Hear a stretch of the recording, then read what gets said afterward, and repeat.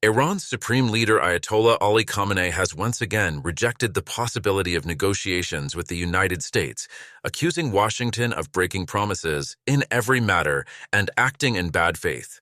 He argues that the U.S. cannot be a trustworthy negotiating partner, as its actions historically prove unreliability. According to him, negotiations under such conditions are not genuine dialogue, but an imposition meant to weaken Iran. He stresses that no honorable nation would negotiate under threats, framing talks with Washington as dishonorable and futile. This view is rooted in past grievances. The most prominent example is the U.S. withdrawal from the 2015 nuclear deal, JCPOA, under former President Trump, followed by reimposed sanctions that crippled Iran's economy. Khamenei frequently cites this as evidence that the U.S. violates its commitments. He also highlights Washington's maximum pressure policies, military threats, cyber operations, and targeted assassinations, such as the 2020 killing of General Qasem Soleimani, as proof of American hostility.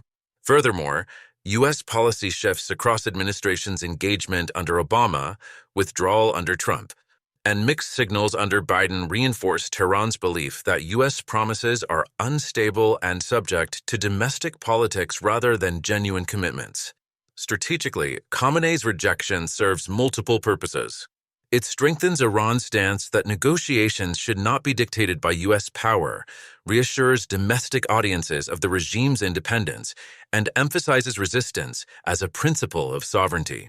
By refusing bilateral talks, Iran signals preference for multilateral engagement with Europe, the UN, or regional powers, limiting American dominance. This approach also raises the bar for any future talks, forcing the U.S. to offer stronger guarantees before Iran considers engagement. However, his position carries risks. Total rejection may deepen Iran's diplomatic isolation and prolong economic hardship under sanctions. It may also reduce global sympathy, portraying Tehran as rigid. Critics argue that diplomacy, even with an untrusted partner, could offer incremental relief, while rejection narrows options. Khamenei's remarks come at a tense moment. The U.S. is pushing for tougher restrictions on Iran's nuclear program, while Europe and the IAEA hold parallel discussions to prevent sanctions snapback.